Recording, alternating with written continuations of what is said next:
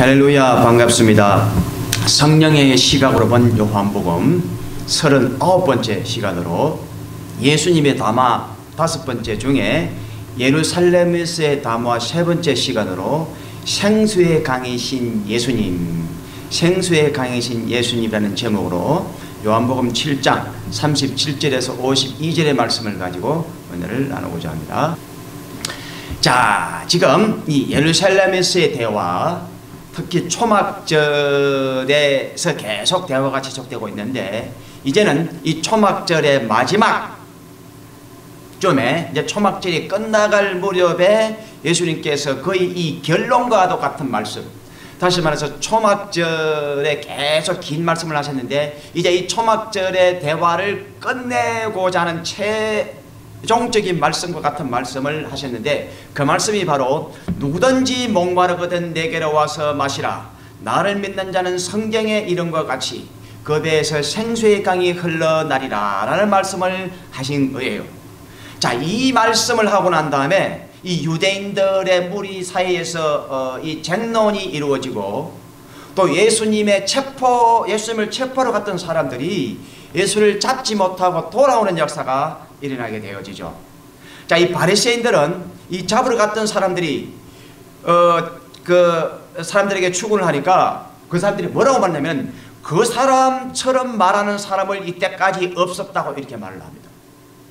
이 쉽게 얘기해서 예수님을 체포하러 갔던 사람들이 예수님의 말씀을 듣고 감화가 되어가지고 지금까지 그 사람처럼 그렇게 말하는 말씀을 이때까지 들어본 적이 없다, 이렇게 말씀을 하게 되어졌던 거예요.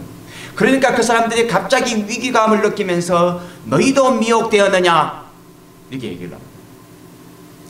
거기서 한다는 소리가, 혹시 지도자들 중에 누가 믿는 사람이 있느냐 이렇게 얘기를 합니다. 이제 자기 집안 단속을 하기 시작합니다. 그러면서 남긴 말씀이 중화여 가로되 율법을 모르는 자들은 저주를 받은 자로다. 하나님의 율법을 모르는 사람들은 저주를 받은 자로다 라고 얘기를 합니다.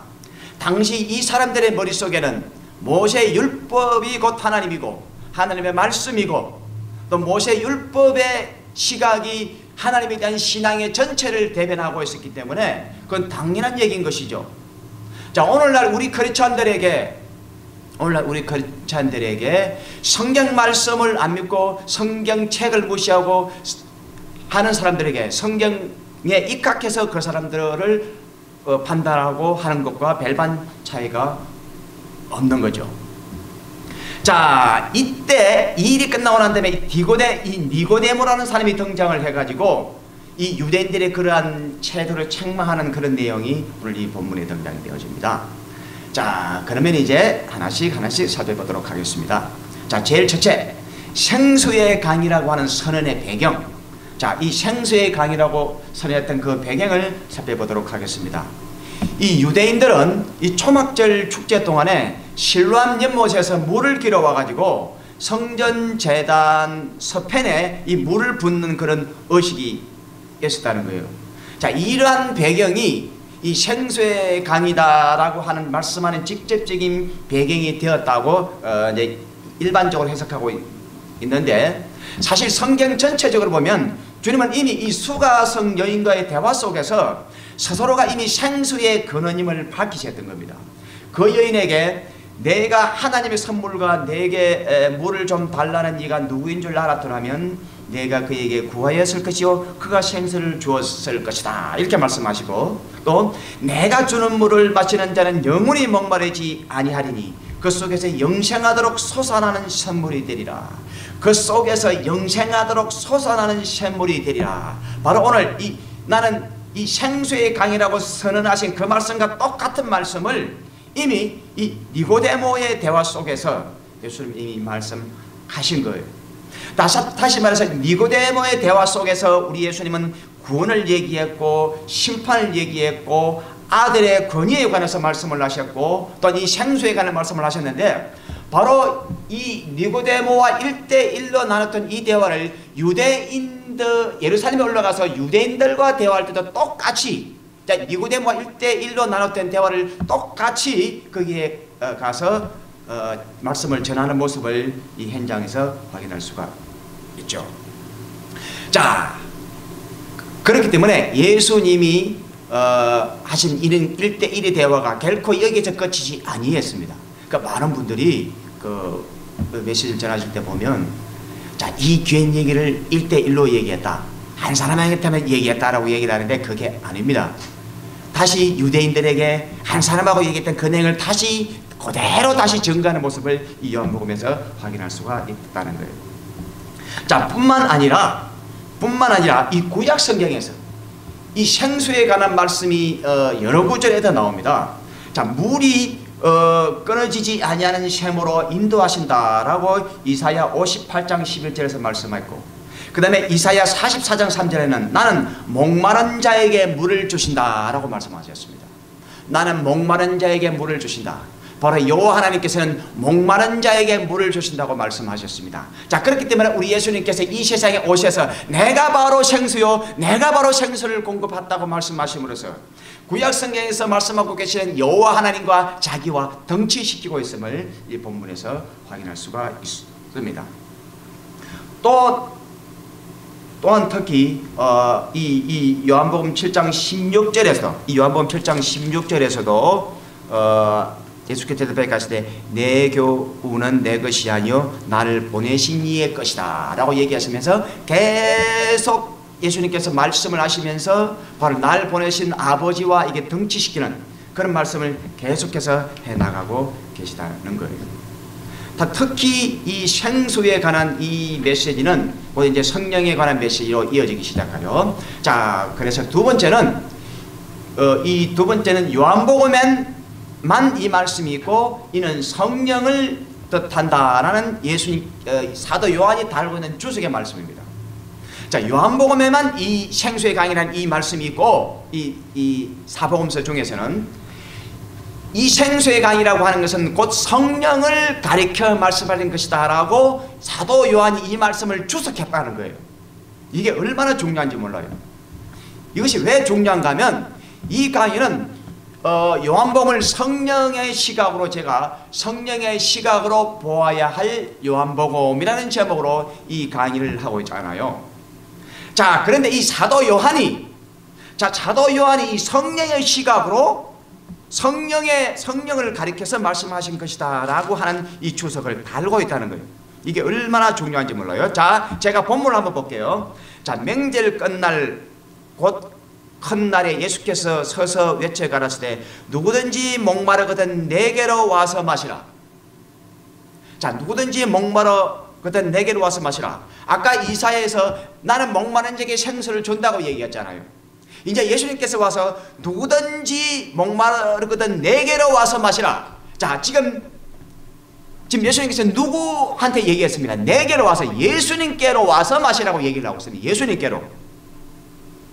자, 예수님께로 와서 마시라고 했으니까 이 말씀을 기독론으로 해석을 해야 되겠습니까? 성령론 시각에서 해석을 해야 되겠습니까? 내게로 와서 마시라고 했으니까 당연히 성령론이나 다른 것이 아니고 기독론으로 해석하는 게 맞잖아요. 다시 말해서 바로 예수님에게 오면 목마른 생수를 공급받는다 라고 얘기하는 것이 완벽하고 전혀 의심의 여지가 없고 전혀 문제가 여지가 없고 의심할 이유도 없고 의심할 필요도 없고 이거는 완벽한 하나님의 말씀이에요. 이 말씀은 우리는 충분히 은혜를 받을 수 있고 충분히 은혜 받는데 전혀 지장이 없습니다. 그런데 문제는 자, 나를 믿는 자는 성경에 이름과 같이 그 배에 생수의 강이 흘러나리라. 자, 예수를 믿는 자에게는 생수의 강이 흘러난다고 말씀하고 있습니다. 아니, 당연하죠. 우리 예수님이 생수의 근원이 되시기 때문에 예수 믿는 자는 당연히 그에게서 생수의 강이 흘러나는 것은 당연한 거죠. 그런데 예수님의 말씀 속에서 영생이 있고 생명이 있잖아. 내가 너에게 이런 말이 영이요 생명이라. 예수님께서 하고 있는 이 말씀 자체가 영이시고 생명이기 때문에 예수님의 말씀이 바로 생수의 강이라는 건 전혀 문제가 없습니다. 전혀. 자, 그런데요, 바로 그 다음 절이 문제예요. 그 다음 절이, 자, 이는 그를 믿는 자에 받을 성령을 가리켜 말씀하신 것이라. 자, 이는 그를 믿는 자에 받을 성령을 가리켜 말씀하신 것이라. 자, 만일 사도 요한이 이 주석을 달지 아니했다면 문제가 생길 것 같아요?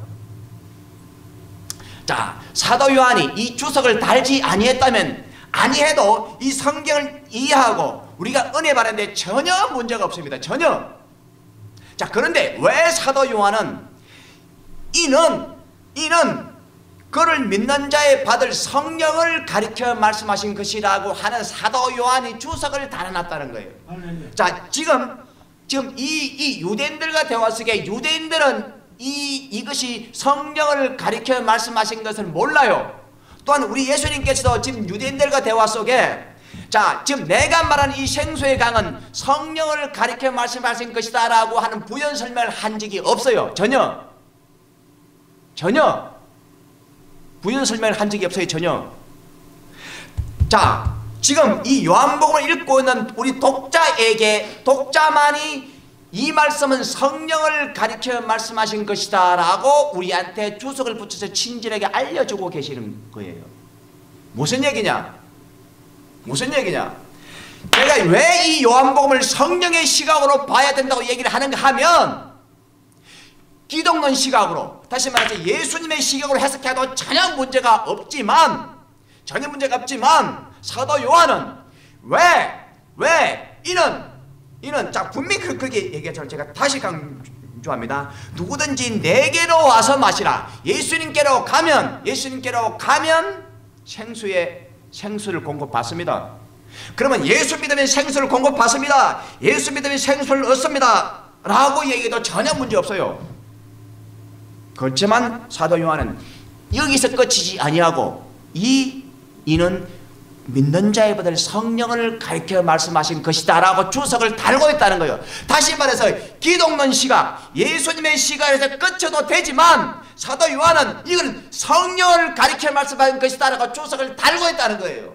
쉽게 얘기해서 요한복음을 전체적으로 해석하고 봄에 있어서 성령의 시각으로 보지 아니하면 기독론 얘기하다가 끝나버려요. 예수님에서 끝나버려요. 그럴까봐 사도 요한은 이런 성령을 가리켜 말씀하신 것이다 라고 핵심을 딱 찍어서 우리가 성령을 모를까봐, 우리가 성령을 이해를 못할까봐 딱 찍어서 이건 성령을 가리켜 말씀한 것이라고 얘기를 합니다. 자, 지금 여기에 우리 예수님 믿는 사람이 일반 사람을 여기 와 계시다고 생각해 보십시오. 당신 집은 성령파야?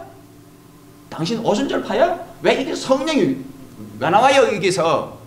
이렇게 말할 수 있는 사안인 거예요. 사도 요한 자체가 이 요한복음 자체를 성령의 시각으로 기록하고 있다는 거예요. 무슨 얘기인지 아시겠어요? 그렇다고 해서 모든 말씀에다가 이거는 성령을 가리켜 말씀한 것이라고 주석을 달아줄 수는 없습니다. 그래서 제가 요한복음 15장에서 나는 포도나무요 너희는 가지라고 하는 그 내용을 기독론 시각으로도 당연히 말씀해야 되지만 이것은 반드시 성령의 시각으로 다뤄진다고 강의한 이유가 여기에 있었던 거예요. 이제 사도 요한은 요한복음 14장 16절부터 본격적으로 성령에 관한 메시지가 나오기 시작합니다. 14장 16장 자 14, 15, 16, 17장도요. 17장도 본문의 성령이라는 메시지가 문자적으로 없지만 그것도 역시 성령에 관한 메시지예요. 일일이 사도 요한은 이거는 성령에 관한 메시지다가 주석을 다 달아줄 수는 없습니다. 다시 말해서 요한복음 14장부터 성령에 관한 메시지를 얘기를 하면서 성령이 오시면 우리는 예수님에게 붙어서 포도나무인 예수님에게 붙어서 그 절벽을 공급을 받아서 우리가 비로소 열매를 맺을 수 있게 되는 거예요. 바로 성령이 오시면 예수님은 가지가 되고 우리가 포도나무가 되는 거예요. 예수님이 포도가 되면 우리가 비로소 그에 붙어있는 가지가 되어서 열매를 맺을 수 있는 가지가 될 수 있는 게 성령이 오실 때 비로소 이루어지는 거예요. 다시 말해서 성령에 관한 메시지를 하기 위해서 그 요한복음 15장 비유를 든 거예요. 그런데 요한복음 15장 메시지를 이제 기독론 설교로 끝내버립니다. 예수님의 메시지를 끝냅니다. 예수님 안에 가면 우리가 열매를 많이 맺는다. 어떻게? How? 우리가 성령 안에 거할 때, 말씀 안에, 주님의 성령 안에 갈 때, 성령을 우리에게 모실 때에 그 현상이 이루어지고 실현이 되어지는 거예요.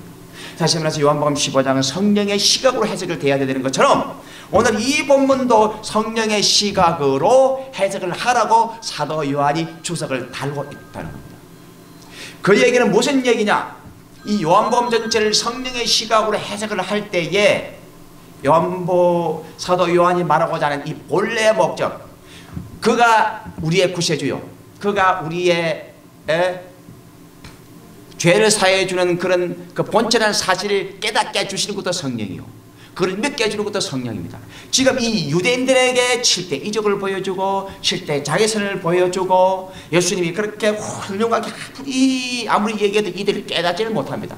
그러니까 깨닫게 해주는 보혜사 성령 하나님이 우리 속에 올 때에 비로소 그것이 깨달아지는 겁니다. 이 성령 하나님을 얘기하기 위해서 지금 요한복음 14, 15, 16, 17 이 말씀을 하기 위해서 지금 예수님은 계속 말씀을 깔아가고 있는 단계예요.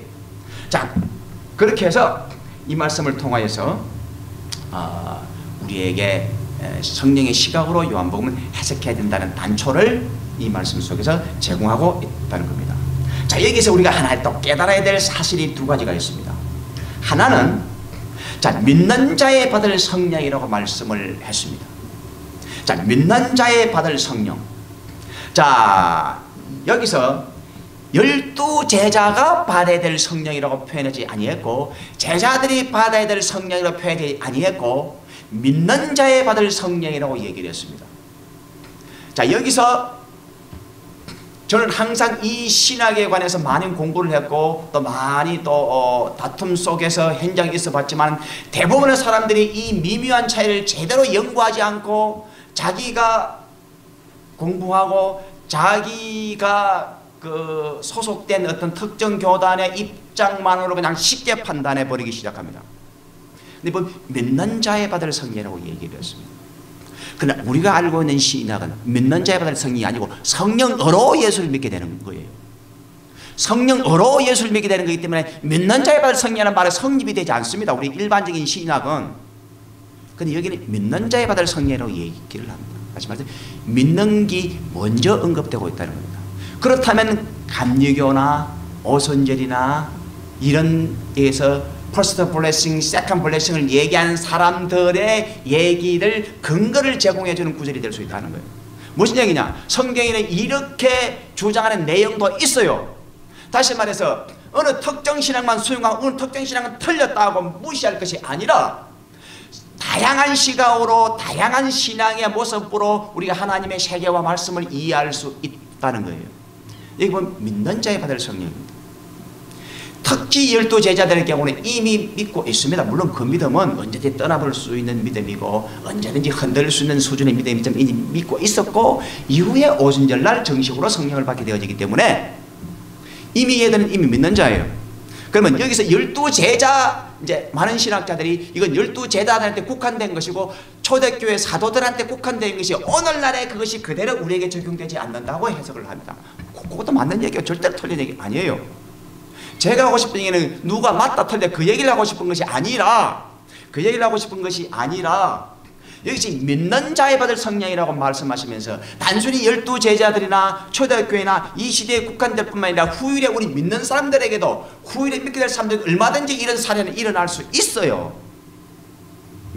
그렇기 때문에 좁은 시각으로 어떤 걸 쉽게 정단하고 어떤 특정 신학에서 쉽게 판단하고 정지하고 그렇게 하지 말라는 거예요. 하나님은 다양한 모습으로 역사한다는 사실을 여러분들이 기억을 하셔야 돼요. 자, 그렇게 함으로 말미암아 단순히 이 믿는, 지금 우리 이방인들 같은 경우는 성령으로 예수를 믿게 됩니다. 성령 역사가 믿는 것 자체가 불가능하죠. 우리 이방인들 같은 경우에는. 그것도 맞는 얘기예요. 하지만 또 이것이 동시에 일어날 수도 있고요. 또 성령의 역사로 말미암아 예수를 먼저 고백하고 이후에 성령을 확실하게 체험적으로 받는 경우도 있고, 여러 가지 현상들이 나타날 때 우리는 성경으로 그걸 다양한 시각으로 다양한 현상들을 다양하게 해석해 줄 수 있어야 되고 정리해 줄 수가 있어야 돼요. 딱 한 가지 딱 기준을 가지고 요 기준에만 모든 현상을 설명하려고 하니까 싸움이 되고 논쟁이 되고 그렇게 되는 거예요. 성경은 여러 가지 여지를 충분히 남기고 있습니다. 다양한 신앙적 현상을 포용해 주시는 내용을 충분히 담고 있어요. 그렇기 때문에 성경을 보는 시각 자체가 넓고 광활해야 된다는 사실을 여기서 기다릴 수가 있죠. 그 다음에 두 번째는 당시 유대인들은 모르지만 요한만 아는 성령 시대에 대한 언급이에요. 당시 유대인들도 이 말씀을 이 시간 대화 속에서 그 내용이 무슨 말인지 모르기도 하지만 또 당시 제자들도 모르지만 이제 요한복음 14장부터 이제 본격적으로 성령에 관한 예언을 성령에 관한 그 말씀을 하기 시작하실 건데 이제 장차 성령 시대가 오게 되면은 바로 예수님을 믿는 자들이 보혜사 성령 하나님을 통해서 그 배에서 흘러나는 생수의 강을 공급받는 시대가 온다는 예언의 말씀이에요. 성령 시대가 온다는 예언의 말씀이에요. 그러니까 그냥 단순히 예수 믿으면 예수는 생수님이 근원이니까 예수 믿는 생수를 공급받는다는 차원이 아니라 그런 차원이 아니라 친히 이건 믿는 자에 받을 성령을 가리켜 말씀하시나 이 말씀을 주심으로 말미암아 이제 앞으로 성령 시대 여전히 예수님 시대죠. 저 성령 시대 따로 있고 뭐 예수님 시대 따로 있나요? 자, 지금도 여전히 예수님 시대지만 이제는 성령 하나님이 지금 성령 시대잖아요. 이제 성령 하나님이 전면적으로 이제 활동하는 이 성령 시대이니까 이때 바로 수많은 심령들이 예수께 와서 성령으로 생수를 공급받는다는 얘기예요. 다시 한번 우리가 공급받는 그 실제적인 주체는 이제 성령 하나님이세요. 근데 우리는 지금 누굴 전도할까? 예수를 전도하잖아요. 그러면 예수 어디 있는데? 예수 보여줘봐. 지금 이 땅에 인자 이 이스라엘 땅에 2000년 전에 활동하시는 그 예수님이 이 땅에 계시나요? 없어요. 그거는 지금 하늘나라에 계셔 지금. 그래서 우리가 있을 그 처소를 예비하고 계시고 그 처소를 예비하면 다시 와서 우리를 그곳에 영접할 거예요. 지금 이 땅에 이 믿는 이 안 믿는 자를 믿게 만들고 그들한테 생수를 공급하시는 주체는 누구예요? 성령 하나님이시에요. 응? 다시 말해서 기독론적으로 예수만 얘기해서 되지 않는다는 얘기예요. 예수 보여달라. 예수님 어딘데? 안 믿는 자들 볼 때는 예수 없잖아 지금. 근데 있지도 않는 예수를 자꾸 얘기하냐? 아니야. 지금은 성령 시대야. 지금은 우리 예수님께서 성령으로 오셔서 영으로 우리 속에 함께하고 계셔. 우리 눈에는 보이지 않지만 여러분들 속에 예수님이 계셔 라고 이제 성령론적으로 얘기를 하면 우리 눈에는 예수님이 없어도 하나님이 영으로 우리 속에 계시는구나. 그러면 이제 그때서 고개를 끄덕여.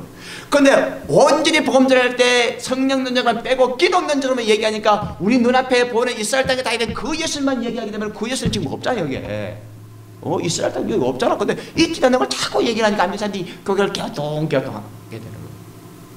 그래서 예수와 성령, 기독론과 성령론이 동시에 병합돼서 복음이 전해질 때 확실하게 예수를 믿게 돼요. 근데 사도 요한은 마태, 마가, 누가와는 달리 성령론이라는 눈이 병합이 되어서 복음서를 요한복음을 기록하고 있기 때문에 마태, 마가, 누가 이 공간복음은 기독론적으로 해석해도 성령론이 개입이 안 돼도 전혀 문제가 없습니다. 그러나 요한복음은 반드시 성령의 시각으로 해석해 줄 때 제대로 이 여러 가지 사건들이 우리 눈에 이해되고 보이기 시작한다는 사실을 여러분들이 기억을 해주셔야 돼요. 자, 그러다가 이제 세 번째로 이제 무리들과 한참 경론을 합니다. 자, 이 사람들이 이제 우리 예수님 그는 선지자다, 그리스도다 막 이렇게 막 하니까 사람들이 아니 베들레헴에서 어떻게 메시아가 나? 아니야 갈릴리 나사렛에서 어떻게 메시아가 나? 베들레헴에서 메시아가 난다고 돼 있잖아. 자, 그들 속에 쟁론이 생기고 여러 가지 문제가 생기면서 자기들끼리 막 이해와 알미 충돌하면서 결국은 예수님을 충돌하지 못하게 되잖아요. 자, 이런 여러 가지 상황 속에서 갑자기 니고데모가 등장을 하기 시작합니다. 그래서 그 중에 한 사람은 곧 전에 예수께 왔던 니고데모가 저에게 말하되 우리 율법은 사람의 말을 듣고 그 행한 것을 알기 전에 판결을 하느냐. 자, 율법을 갖고 있는 사람들이 그 율법의 시각으로 함부로 정죄하고 제대로 알아보기도 전에 정죄하는 걸 보고 강하게 비판합니다. 알아보기도 전에 정죄하느냐. 이 니고데모의 외침은 이 시대도 마찬가지입니다. 이 니고데모의 말은 이 시대도 마찬가지입니다. 어떤 현상을 제대로 알아보기도 전에 우리는 정죄부터 먼저 합니다. 내가 갖고 있는 지식, 내가 갖고 있는 상식으로 정죄부터 먼저 하고 판단부터 먼저 합니다. 그럼 이 시대에 우리는 우리 이 성경 66권 이 성경 말씀을 믿고 있는 우리가 제대로 알지도 못하고 성경으로 판단하느냐, 이 말과 똑같은 말이 되어지는 거죠. 자, 그렇게 함으로써 예수님께 이미, 예수님의 대화 속에 이미 한번 마음에 열렸고 하나님의 말씀을 들었던 이 니고데모가 등장하게 되어지고, 나중에 예수님 십자가 못 박혀 죽을 때 예수님의 시체를 처리하는 데 있어서 이 니고데모는 한 번 더 등장을 하게 되어지죠. 자, 이렇게 해서 우리 예수님은 이제 이 초막절 행사를 끝마치는 결론의 말씀으로 나는 생수의 강이다, 이렇게 말씀을 하시고, 나를 믿는 자는 성경에 있는 것 같이 그 배에서 생수의 강이 흘러나리라 라는 말씀을 주셨고, 또 이 생수는 바로 믿는 자에 받아 성령을 가리켜 말씀한다고 말씀을 하셨고, 그 뒤에 또 뭐라고 또 주석을 붙이셨는가 하면, 예수께서 아직 영광을 받지 못하신 거로 성령이 아직 저희에게 계시지 아니하시더라. 자, 성경론을 잘못 공부하면요, 구약시대도 성령이 있었잖아요. 그 다음에 예수님이 오실 무렵에도 성령이 역사했잖아요. 그 다음에 지금 오순절 보혜사 성령 하나님이 역사하고 계시잖아요. 한 분 이 땅에 성령이 안 계시던 적이 없었습니다. 전체적인 성령의 시각에서 보면. 그러나 예수님의 진단은 아직 예수께서 아직 영광을 받지 못하신 거로 성령이 아직 저에게 계시지 아니하더라. 이건 예수님의 진단이 사도 요한의 진단이죠. 자, 사도 요한이 말하는 성령, 구약시대 때 감동 가물의 역사하는 그런 성령 말고 신약시대의 개념의 성령, 다시 말해서 보혜사 성령, 지금 요한복음 14장부터 예수님께서 본격적으로 약속할 그 성령이 아직 오시지 아니했다, 그 말이에요. 오순절날 임한 그 성령이 아직 오시지 아니했다, 그 말이에요. 이 사람들도 예수님을 따르고 한 것 자체가 나름대로 성령의 역사예요. 성령이 없었다 그렇게 얘기한 자체가 이게 전체 성령들을 보면 잘못된 것으로 받아들일 수가 있어요. 하지만 사도 요한이 말하는 오순절 성령, 오순절 이후에 우리 신약 시대에 우리 속에 임하는 보혜사 성령, 그 성령이 아직 저에게 계시지 아니했다, 그 말은. 그 말은 이제 곧 계시는 시대가 온다는 거예요. 그 성령의 역사가 있게 될 역사가 곧 온다는 거예요. 자, 그 성령의 역사를 열기 위해서 이제 예수님은 요한복음 14장부터 본격적으로 성령을 기다리라, 예루살렘을 떠나지 말고 하늘로부터 입혀온 아버지의 약속을 기다리라 라는 말씀을 주시면서 제자들은 그 약속을 믿고 저녁 기도의 힘쓰므로 말미암아 오순절에 놀라운 성령 임재 사건이 일어날 수가 있었던 겁니다.